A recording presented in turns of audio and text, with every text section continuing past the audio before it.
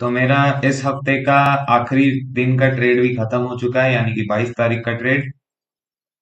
इस दिन हम तीन ट्रेड लिए। पहला लॉस में गया, दूसरा प्रॉफिट में गया, और तीसरा ब्रेक इवन में गया। अब जब पहला लॉस में गया, $2.16 का हमको लॉस हो चुका था, तब हम दूसरा एग्जीक्यूट कर सकते थे। हम खुद को अलाउ कर सकते थे कि हाँ, हम चलो दूसरा ट्रेड ले लेते हैं।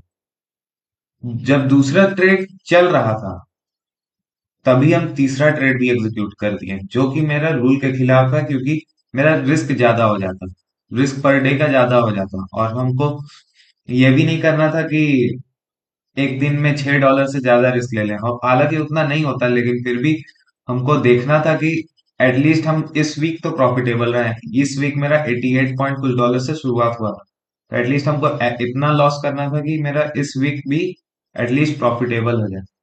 तो लेकिन हम नहीं, हम ट्रेड ले लिए, और फिर हमको रियलाइज हुआ कि ऐसा नहीं करना चाहिए था, इसीलिए हम फिर उसको ब्रेक इवन में ही कट कर लिए, जबकि वो आगे प्रॉफिट में गया था। लेकिन हमको उससे नहीं मतलब था, हमको हमको ये देखने मिल रहा है हम धीरे धीरे कंसिस्टेंसी तो बना रहे हैं, लेकिन हम अभी भी कभी कभार रूल तोड़ते हैं। तो वो रूल जब तक पूरी तरह से फॉलो नहीं हो जाता, हम नेक्स्ट स्टेप के लिए नहीं सोच सकते कि नेक्स्ट स्टेप क्या करेंगे। अभी फिलहाल फरवरी तक जो हम लोग का टारगेट है, पूरा फोकस होके पूरा रूल्स के साथ हम लोग को ट्रेड करना है, और इसके दाएं बाएं कुछ नहीं देखना है। ड्रॉडाउन $50 का होगा तो ट्रेड बंद कर देना कोई भी महीना में। अभी फिलहाल तो दिखाते हैं अब आपको आज का ट्रेड्स मेरा जो था, मतलब कल का ट्रेड जो था।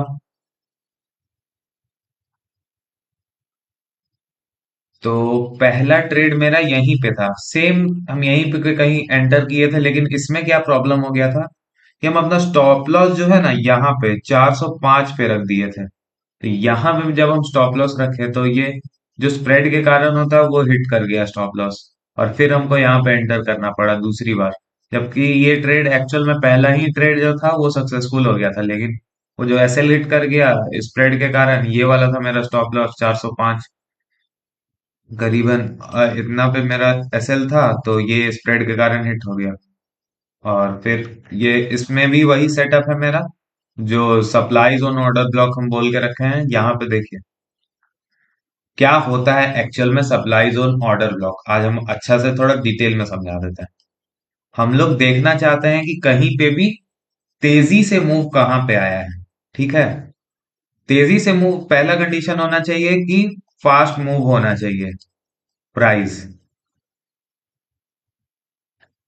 ठीक, फास्ट मूव होना चाहिए, यहाँ पे फास्ट मूव देखने को मिला। ठीक है, अब दूसरा होना चाहिए ब्रेक ऑफ स्ट्रक्चर।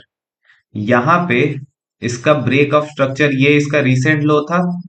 ठीक, यहाँ पे इसका लो ब्रेक हो गया, तो ये हो गया हम लोग का ब्रेक ऑफ स्ट्रक्चर।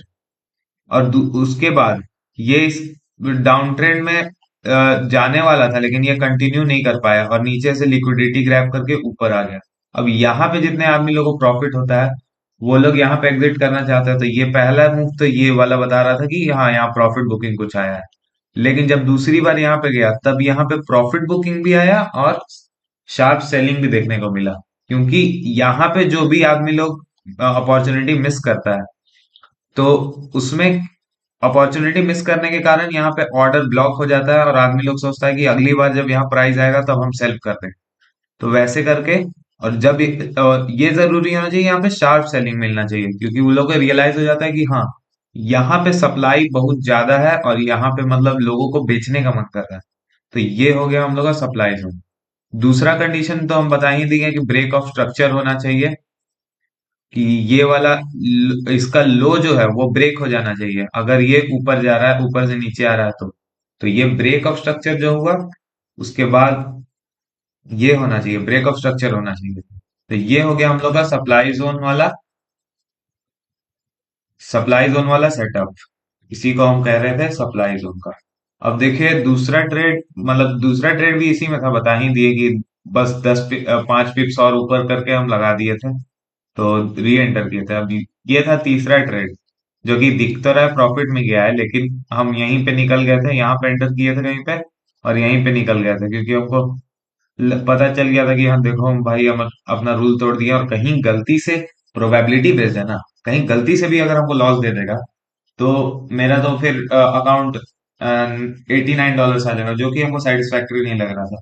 इसीलिए हम फिर इसको एग्जिट कर दिया। और दूसरा बात कि हमको ये वीक भी थोड़ा प्रॉफिटेबल में क्लोज करना था, ताकि एटलीस्ट कुछ कॉन्फिडेंस मिले कि हाँ, ड्रॉडाउन से निकला जा सकता है।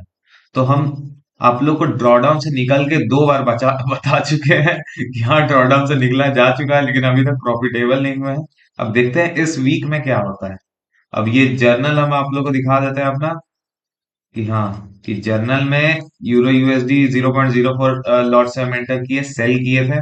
सप्लाई जोन ऑर्डर ब्लॉक, तीनों तीनों में वही सेटअप है। सॉरी, तीनों में वही सेटअप है, सप्लाई जोन ऑर्डर ब्लॉक। यहाँ पे लॉस हुआ 2.16 का, यहाँ पे 6.48 का प्रॉफिट, 0.21 का लॉस। अच्छा, और एक बात यहाँ से भी दिखा देते हैं, नहीं तो बोलेगा कि आपने तो डाल दिया है। यहाँ पे देख सकते हैं तीनों वैसे ही हैं। यहाँ पे 0.21 का ये हम लोग को लॉस हुआ, इसको हम ब्रेक इवन में ही कंसीडर करते हैं। जब तक ये 0.5 से ऊपर नहीं जाता, ये सब ब्रेक इवन में ही है।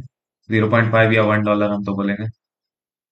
तो इसीलिए अब देखिए यहाँ मैंने क्या क्या किया।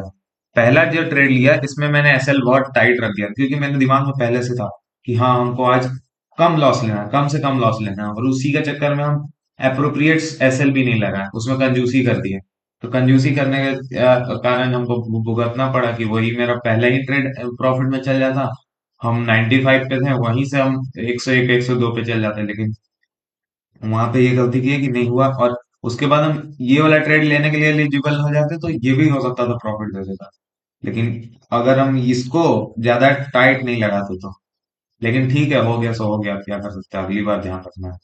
अब इसमें हम एक सेकंड ट्रेड में क्या किए, जब तक प्रॉफिट टारगेट नहीं पहुंच गया, ऊपर जाके मेरा एसएल के पास बहुत ये मतलब वॉलेटाइल हो गया था, लेकिन तब भी हम एग्जिट नहीं किए और अपना प्रॉफिट टारगेट को लेकर पेशेंट रहे।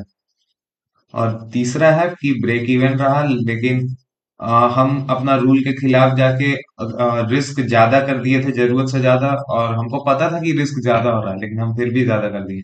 और इसी के चलते हमको बाद में रियलाइज हुआ कि गलती कर दिए हैं, तो हम इसको एग्जिट कर दिए।